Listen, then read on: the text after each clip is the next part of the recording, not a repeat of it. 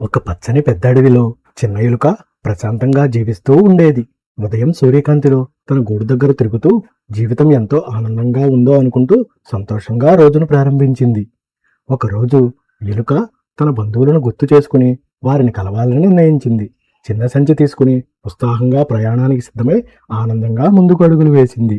ఎలుక అడవిలోని పొడవైన దారిలో నడుస్తూ పక్షుల కిలకిల రావాలు వింటూ త్వరగా బంధువుల ఇంటికి చేరాలనుకుంది. అకస్మాత్తుగా పెద్ద ఏరు దారి మధ్యలో కనిపించడంతో ఎలుక ప్రవహిస్తున్న నీటిని ఆశ్చర్యంగా చూస్తూ ఒక్కసారిగా ఆగిపోయింది.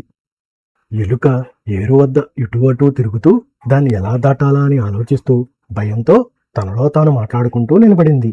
అప్పుడే ఏరులో ఉన్న కప్ప నెమ్మదిగా నీటిలోంచి బయటకు వచ్చి ఎలుకను గమనిస్తూ ఆసక్తిగా దగ్గరకు వెళ్ళింది. కప్ప చిరునవ్వుతో ఎలుకను పలకరిస్తూ ఎందుకు అంతగా ఆలోచిస్తున్నావు అని స్నేహపూర్వకంగా అడిగింది. ఎలుక తన సమస్యను కప్పకు చెబుతూ ఈ ఏరును దాటి బంధువుల ఇంటికి వెళ్లాలని ఆశతో వివరించింది. ఎలుక మాటలు విన్న కప్ప లోపల నవ్వుకుంటూ దాన్ని ఆట పట్టించాలనే చెడు ఆలోచన చేసుకుంది. కప్ప తాడు కట్టుకుని కలిసి ఏరు దాడుదామని చెప్పి తన ఆలోచనను నమ్మకంగా వివరించింది.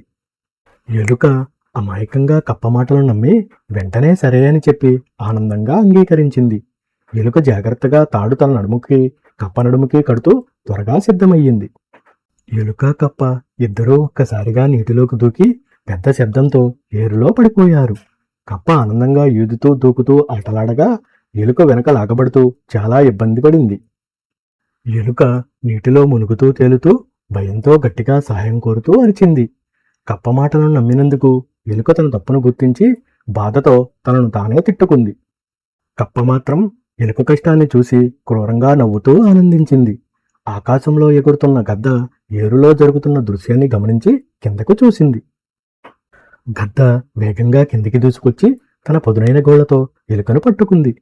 తాడుతో కట్టబడి ఉన్న కప్ప కూడా ఎలుకతో కలిసి ఆకాశంలోకి లేచింది.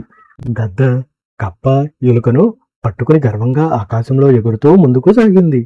ఎలుక మరియు కప్ప భయంతో అరుస్తుండగా గద్ద వాటిని కొండల వైపు తీసుకెళ్ళింది.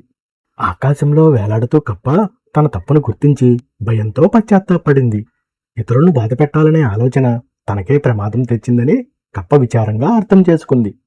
ఈ కథ మనకు చెప్పే నీతి చెడు పనులు చేస్తే చివరికి మనకే నష్టం చేస్తాయని చెబుతుంది. ఇలాంటి మరిన్ని వీడియోస్ కోసం please like and subscribe my channel.